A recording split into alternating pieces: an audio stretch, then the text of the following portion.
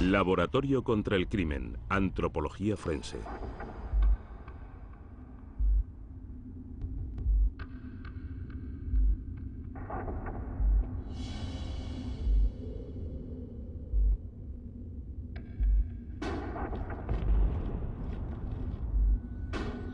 Diciembre de 1978. La policía está buscando a un adolescente desaparecido en Norwood Park, Township, Illinois. Gracias a una orden judicial, empiezan a registrar de arriba a abajo la casa de un sospechoso. Pero lo que en principio era una investigación por la desaparición de un joven, pronto se convertirá en algo mucho más perturbador. Habían descubierto la guarida secreta de uno de los asesinos en serie más infames de Estados Unidos. 10 días antes, un joven de 15 años llamado Robert Pist desapareció cuando estaba en una farmacia cercana. La madre vio al chico en la farmacia, donde había ido a recogerlo. Él salió fuera y al cabo de un rato, la madre salió a ver dónde estaba, pero no estaba en ningún sitio. El chico había desaparecido.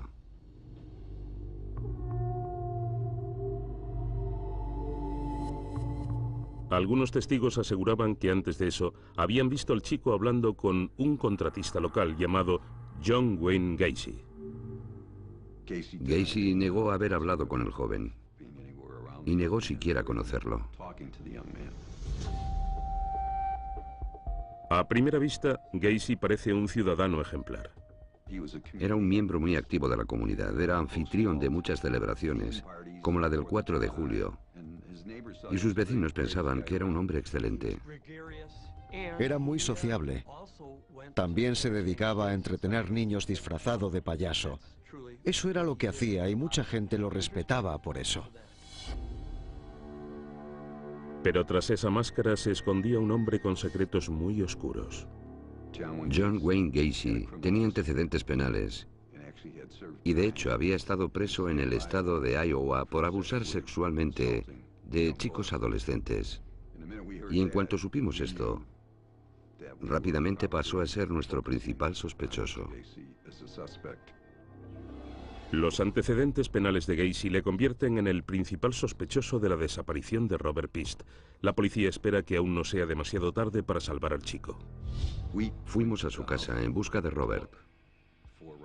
No sabíamos si lo tendría secuestrado o si lo encontraríamos enterrado. La policía arresta a Gacy por un delito de posesión de drogas y registra su casa a fondo. No hay señales de Robert, pero alguien detecta un olor nauseabundo que proviene de abajo. La búsqueda se centra en el pequeño sótano que hay debajo de la casa. En cuanto abrimos el suelo, percibimos el olor de la putrefacción que subía desde el sótano. Uno de los detectives dijo: algo va mal aquí, esto huele como la morgue.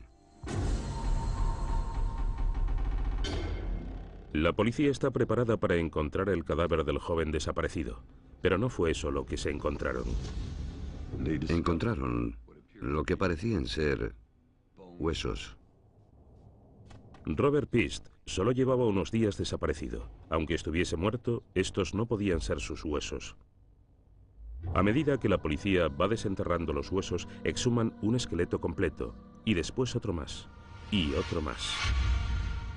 Todo apunta a que el hombre que se disfraza de payaso en fiestas infantiles de cumpleaños es un asesino en serie.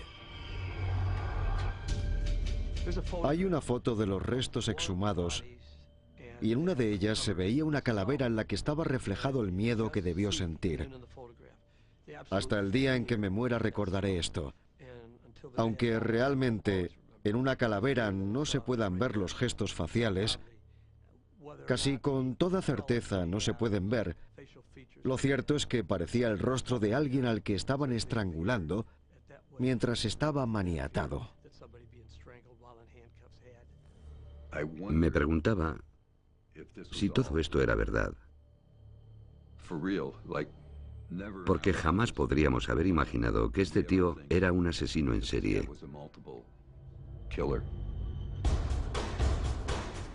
Parece que Gacy ha estado asesinando a gran escala y ha convertido el sótano de su casa en su cementerio particular, repleto de víctimas anónimas sin rostro. Es evidente que Gacy es el asesino, pero la policía tiene que ser capaz de probarlo. Un siglo más tarde, en 1978, la policía que trabaja en el caso de John Wayne Gacy no intenta demostrar un asesinato, sino averiguar quién ha sido asesinado y cómo. Empiezan por los huesos, que es lo único que queda de las 3 víctimas encontradas bajo la casa. Mi reacción en ese momento fue, vaya, ¿qué es todo esto? Es algo que no había visto nunca, obviamente, y era demasiado para mí. En ese momento no era capaz ni de entenderlo.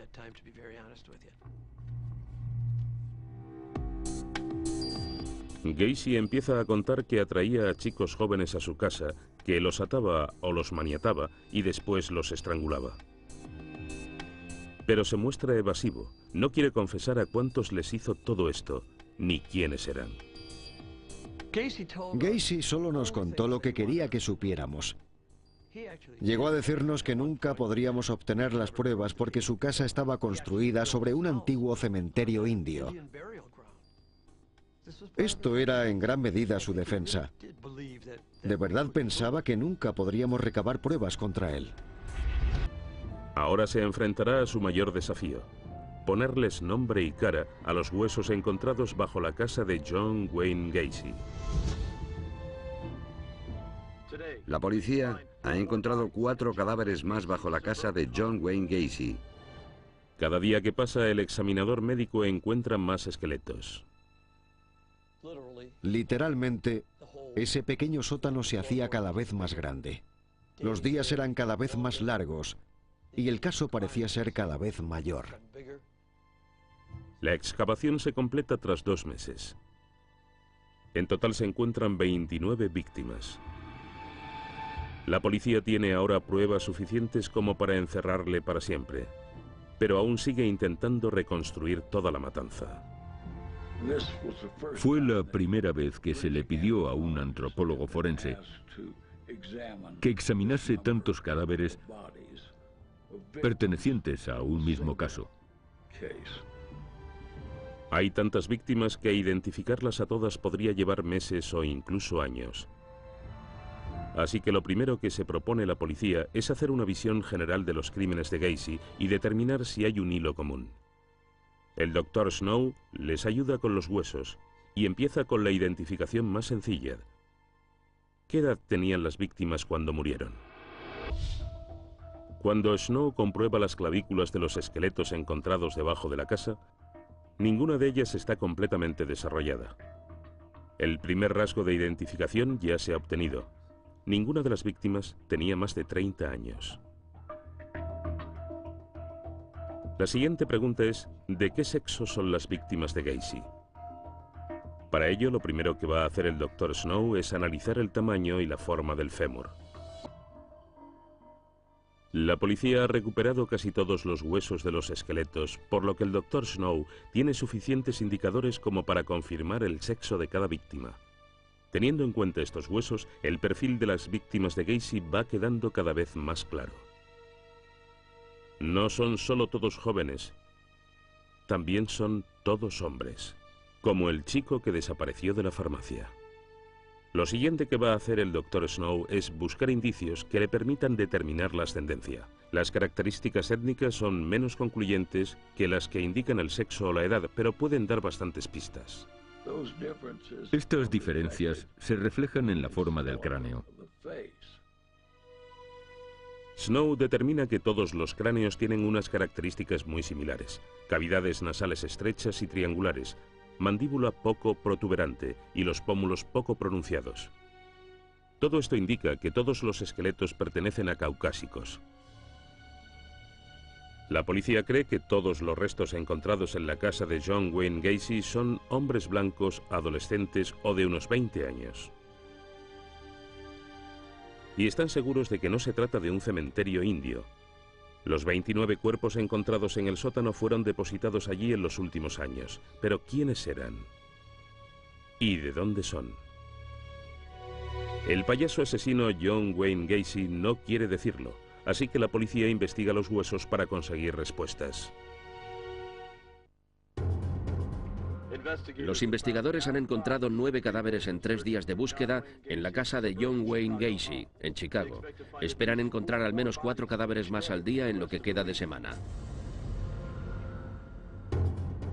Basándose en los huesos encontrados en el sótano de la casa de John Wayne Gacy, el antropólogo forense Clyde Snow ha determinado el perfil de las víctimas del asesino en serie: joven, blanco y varón.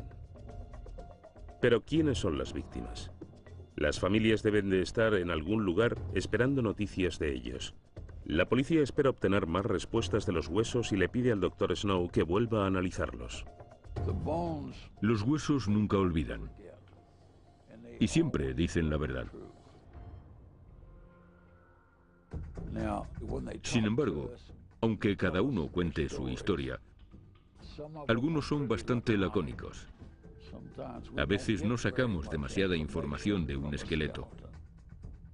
Y otras veces son como esas personas que no se callan nunca. En el tribunal, los fiscales quieren ser capaces de demostrar cómo Gacy mató a sus víctimas. Gacy ha admitido que estranguló a algunos de ellos. Por eso, el Dr. Snow comprueba un hueso del cuello en particular, el que controla el movimiento de la lengua. Es un pequeño hueso con forma de herradura que está en la garganta, el hioides. Cuando se produce un estrangulamiento, muy a menudo se rompe este hueso. También se puede romper a causa de un golpe o por ahorcamiento. Pero la mayoría de las veces se debe a un estrangulamiento.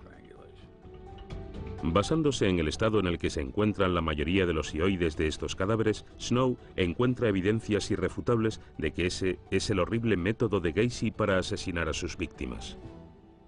Su método habitual era ponerles una soga al cuello y retorcerla hasta que se asfixiaban.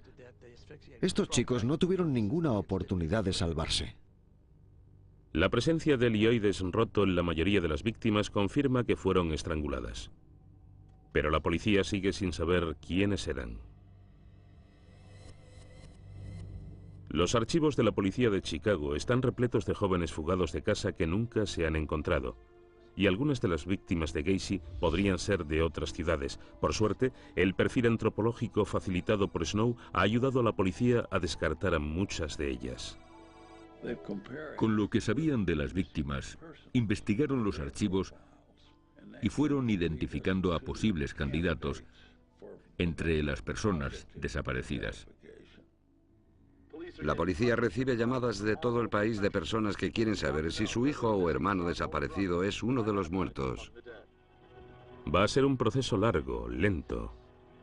Pero como aún no existían los análisis de ADN y al no haber piel para tomarles las huellas, solo hay una herramienta forense para identificar a las víctimas: sus dientes. En eso es en lo que confían quienes sospechan que sus familiares han sido víctimas de John Wayne Gacy. La madre de Gregory espera que aún esté vivo. Quiero creer que así es. El 12 de diciembre de 1976 desapareció Gregory Godzik, un chico de 17 años que trabajaba como empleado de la empresa contratista de Gacy. Desapareció después de que dejara a una chica en su casa. Encontraron su coche al día siguiente, pero a él no le volvieron a ver jamás. Todo el que sospechaba que su hijo podría haber sido una de las víctimas de Gacy traía su registro dental a la morgue del condado para hacer las comparaciones, así que era un proceso difícil y tedioso. Con 29 cadáveres que identificar, la policía tiene mucho trabajo por delante y no todos los desaparecidos tienen registro dental para poder comparar. Tras 6 semanas, apenas habíamos identificado a la mitad de los cadáveres. Y Gregory Godzik ha resultado ser uno de ellos, lo que ha dejado a su madre destrozada, después de haber estado rezando porque siguiese vivo. Sin la ayuda del ADN y sin las huellas dactilares, Snow no tiene muchas más opciones, pero se le ha ocurrido una idea muy innovadora para identificar a las víctimas. Snow y una artista forense llamada Betty Pat Gatliff habían sido los pioneros que pusieron piel sobre un cráneo, consiguiendo así una reconstrucción aproximada del rostro de las víctimas. Snow y Gatliff empezaron a utilizar la reconstrucción facial para identificar a las víctimas de accidentes aéreos en los años 60. Y cuando la técnica se aplicó en el caso de Gacy ya estaba muy perfeccionada. Ahora por fin se ha podido poner rostro a 9 de las víctimas de Gacy que estaban sin identificar. ¿Pero pueden ponerles nombre? Poco después publican las imágenes en los medios de comunicación con la esperanza de que alguien, en algún lugar, pueda reconocerlos.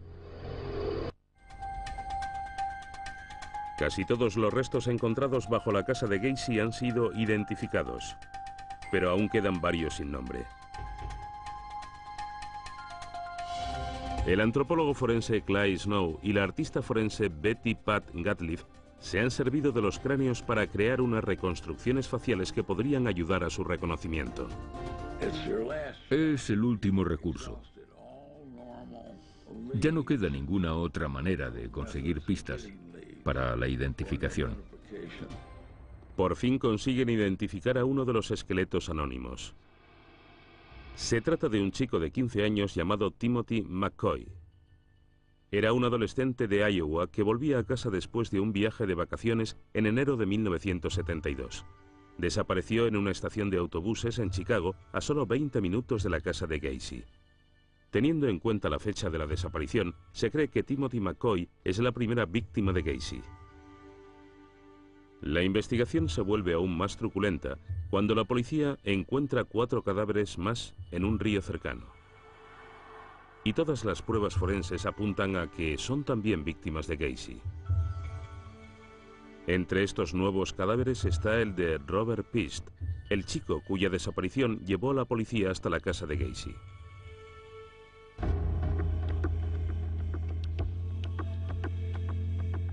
El 6 de febrero de 1980, Gacy se enfrenta a un juicio por los asesinatos de 33 jóvenes.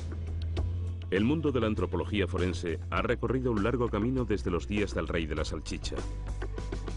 Los huesos encontrados en el sótano de Gacy son una prueba muy poderosa e innegable. La defensa trabajó desde el principio alegando enajenación mental, que por otra parte era el tipo de defensa a la que esperaba enfrentarme. La única defensa posible con ese caso. Y era algo a lo que temía. Yo era el fiscal de un caso único en los Estados Unidos. Ningún jurado había tenido que enfrentarse a algo así. Por lo que lo más probable es que pensasen que ese hombre tenía que estar loco. Mientras que Gacy simplemente había alegado enajenación mental, los fiscales utilizaron los restos de sus víctimas para tejer la historia de un sociópata que conscientemente atrajo a adolescentes y hombres jóvenes hasta su casa y después los asesinó sin piedad.